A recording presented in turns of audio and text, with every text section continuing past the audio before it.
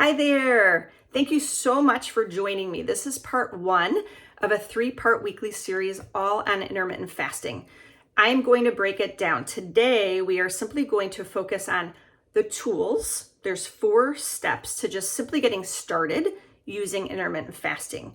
Maybe you've heard of intermittent fasting, maybe you've tried it yourself, but had a few days of it and kind of gave up, or maybe you don't even know where to start because there's so much information about intermittent fasting. So today I'm going to make a very simple and actionable steps that you can take away from this week's video to use it in your life to get started in your weight loss journey. I'm so excited for you. If we've not met yet, my name is Nicole Dalton. I am a family medicine physician assistant for over 20 years now, with a focus on women's health, lifestyle medicine, and helping to run a medically managed weight loss clinic. Last year, I pivoted in my career and I started my own health coaching business. I now specifically work with women 35 and older to help them lose weight simply by using real food, but finding that balance that is necessary during this phase in our life to actually see weight loss. Weight loss does look different during perimenopause and menopause. It does. Our body changes. And now we finally understand all of this information. Take it from me. I have spent hours and years trying to fix my own perimenopausal weight loss struggles that I am so excited to be able to share all of this information with you. And in fact, the more women I can reach and help, I would love that. So if you have a friend or a sister or a coworker that you know could benefit from this week's video about intermittent fasting, please share it with them. And I would love to hear your comments. Please hit like and subscribe. That way I know what content to continue to bring to you and the content that you find useful. So thank you in advance. Also, if you are wondering what it looks like working together, I want to just walk you through the next step. That's simply to hop on a call. It's a 30-minute free mini coaching breakthrough session with me. I will link that in the show notes so you can hop on a call. I would love to hear your weight loss struggles and where you're getting stuck and how I can support you. So I will put that scheduling link in the show notes. If you've not joined my free Facebook community called Weight Loss for Midlife Women, we would love to invite you there and have you over there. And please find us. I'll share that link as well. So let's dig in. I used to think that intermittent fasting, when it first came out, when I first heard about it years ago, I thought it was a fad diet. I really did for years. And it wasn't until over the last 5 years or so that I've really been surprised by all the science behind intermittent fasting and how many women see such great results using intermittent fasting as a tool for weight loss during these midlife years. Keep in mind, intermittent fasting is not the only way to lose weight, okay? But it is a tool that we can use easily in our life during this phase in our life to see weight loss. So I want to walk you through it. So here's some 4 simple steps on how you can get started, okay? First of all, make this super simple and easy. Intermittent fasting is actually very simple and easy, I promise. I know there's all these different ways, 16-8, 5-2, alternating days, right? I can keep going on, but what I usually suggest is start off with the 16-8. I find most women find that this is the easiest to get started in. You will find the most benefits of fasting for at least 12 hours or longer. So, and if you're brand new to fasting, I would suggest just starting off with a 12-hour fast, okay? If you go to bed at 9 and wake up at 9, that's already a 12-hour fast. So you're already fasting, you might be, without even realizing you're fasting. So I would start off simple. Shoot for a 16-hour fasting window, okay, where you're eating for 8 hours, but you can start off slow. If you're new to this, start off to just shoot for 12 hours of fasting. If you do that and feel good, then the next day, push to 13. The next day, push to 14, and slowly work your way up to that 16-hour fast. And commit to this, okay? I would encourage you, run this as an experiment for yourself. Whether you commit to just a few days to give it a try and see what happens, or commit to a full week. and see how your body feels, see how your mind feels, okay? So many women say they can think clearer and they just feel like they have more energy when they're fasting. So I would encourage you to make it simple, make it easy, and give it a try. I was very disappointed when I heard years ago that breakfast, I always preach this, that breakfast is the most important meal of the day. You have to eat breakfast and you got to eat 3 meals a day. That's just something that our culture here in the US has been taught. But I was sadly mistaken. That information was never backed by science.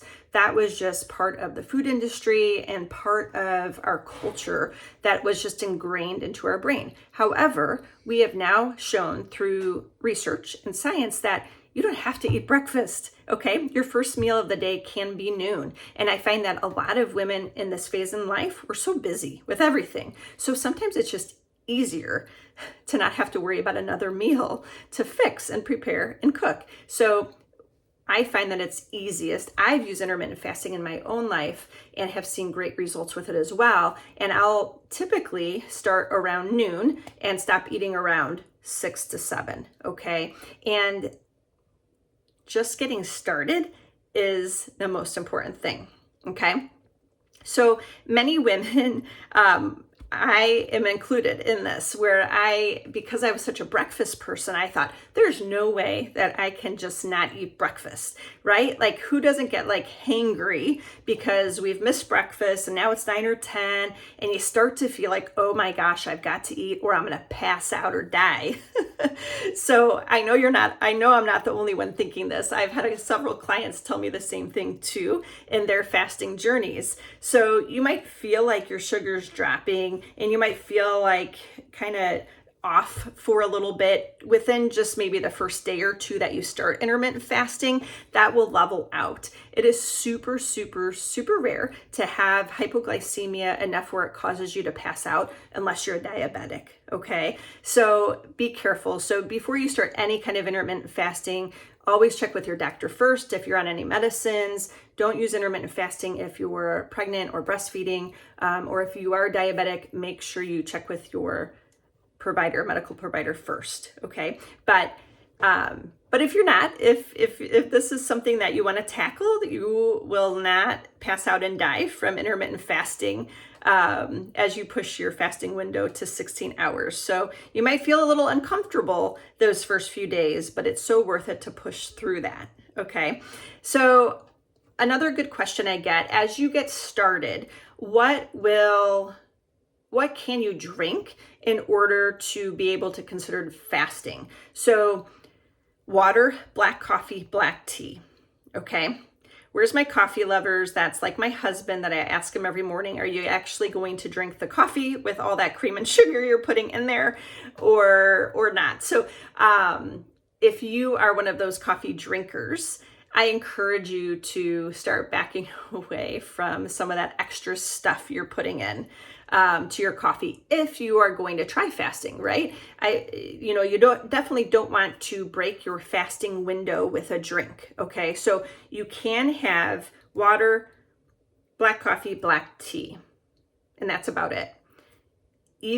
So anything with a little bit of a carb or a little bit of a sugar is enough to cause a little glucose spike. Whether you're diabetic or not diabetic, we all just naturally get this glucose spike when we eat something with carbs or glucose or sugar. So we want to avoid having that glucose spike because that glucose spike is what is causing us to break a fast, okay? So you want to make sure you're not breaking your fast without even realizing it, okay? Even some of the artificial sweeteners can potentially break a fast. So black coffee, black tea, water, okay? You can do this. You can do this and you can slowly work towards it.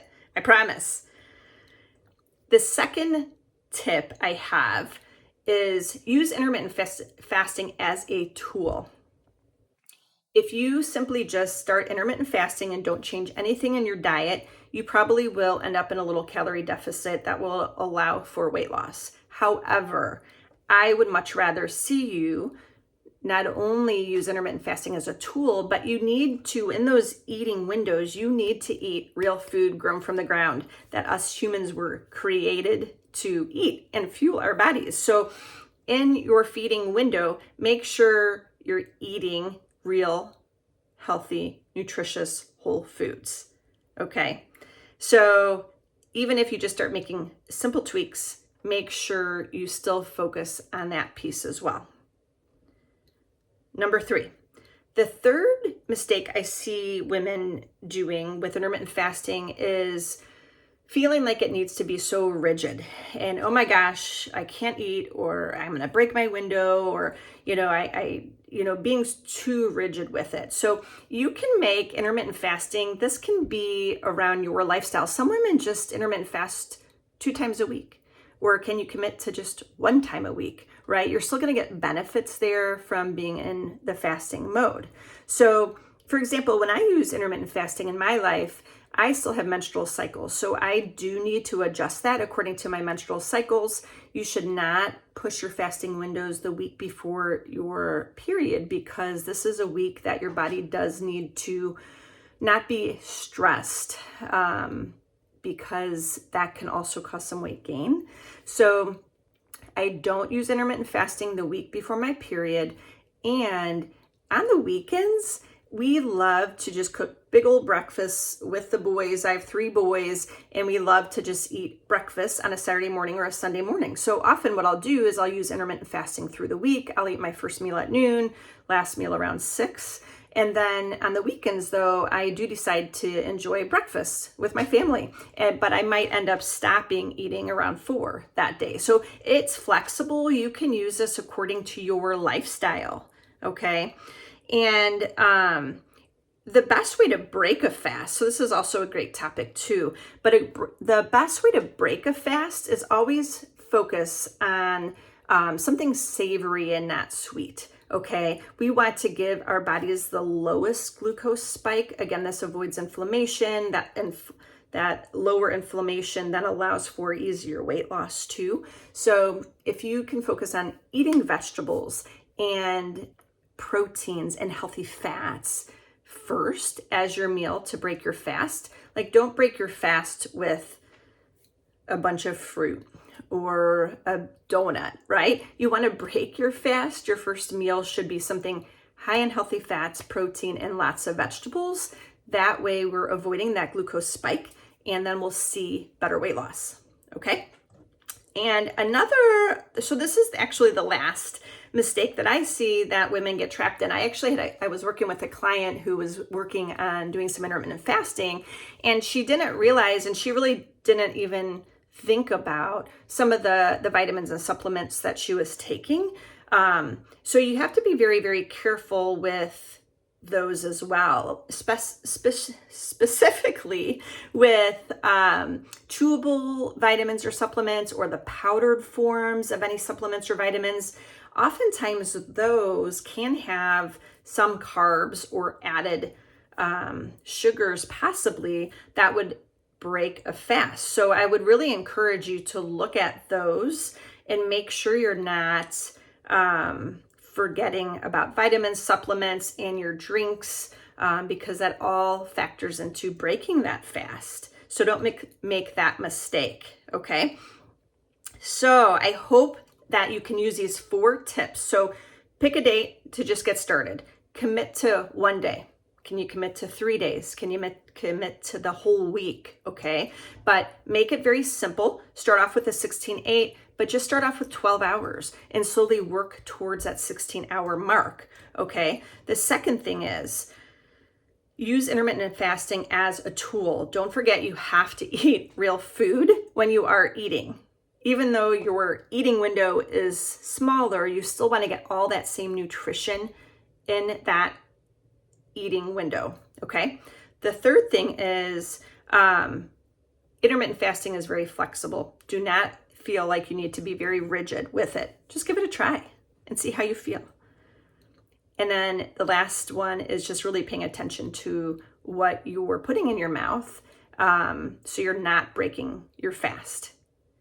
So I hope you found this helpful. Stay tuned because the second part next week will be all about the science behind intermittent fasting and especially how us women 35 and older can see those benefits of weight loss and longevity with intermittent fasting. The third part is going to be all about how to just make intermittent fasting a lifestyle because so many women are doing it this way and reaping the benefits of it. Again, if you have found this video helpful, please hit like, hit subscribe, leave me a comment. I would love to hear any questions that you have as you're getting started in your intermittent fasting journey. Good luck. I hope this helps.